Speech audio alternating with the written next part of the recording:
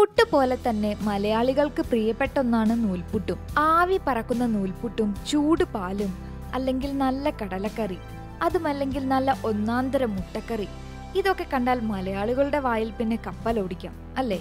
ഈ കൊതിയൂറുന്ന വിഭവങ്ങൾ പാകം ചെയ്യാനും ചില പ്രത്യേക പാത്രങ്ങൾ ആവശ്യമാണ്. അത്തരത്തിൽ മലയാളികളുടെ അടുക്കളയിൽ ചില മസ്റ്റ് ഹാവ് ഇനത്തിൽപ്പെടുന്ന പാത്രങ്ങളുണ്ട്. സേവനാഴി എന്ന് കേട്ടിട്ടില്ലേ? നൂൽപുട്ട്, നൂലപ്പം, ഇടിയപ്പം തുടങ്ങിയ പേരുകളിൽ അറിയപ്പെടുന്ന ഈ പലഹാരം ഉണ്ടാക്കാൻ വേണ്ടിയാണ് സേവനാഴി ഉപയോഗിക്കുന്നത്. എന്നാൽ സേവനാഴിക്ക് എങ്ങനെ ആ പേര് ലഭിച്ചു എന്ന് നമ്മൾ എപ്പോഴെങ്കിലും ചിന്തിച്ചിട്ടുണ്ടോ? തമിഴ് ഭക്ഷണമായ സേവൈ ഉണ്ടാക്കാൻ ഉപയോഗിക്കുന്ന ഉപകരണമാണ് സേവനാഴി. നാഴി എന്ന തമിഴ് വാക്കിന് കുഴൽ എന്നൊരർത്ഥവുമുണ്ട്.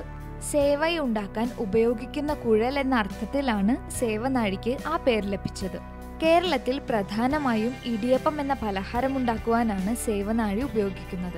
സേവനാഴിയിലെ മറ്റ് അച്ചുകൾ അഥവാ ചില്ലുകൾ ഉപയോഗിച്ച് മുറുക്ക്, മധുരസേവ, പക്കാവട, മിക്സ്ചർ തുടങ്ങിയ പലഹാരങ്ങളും ഉണ്ടാക്കുന്നു.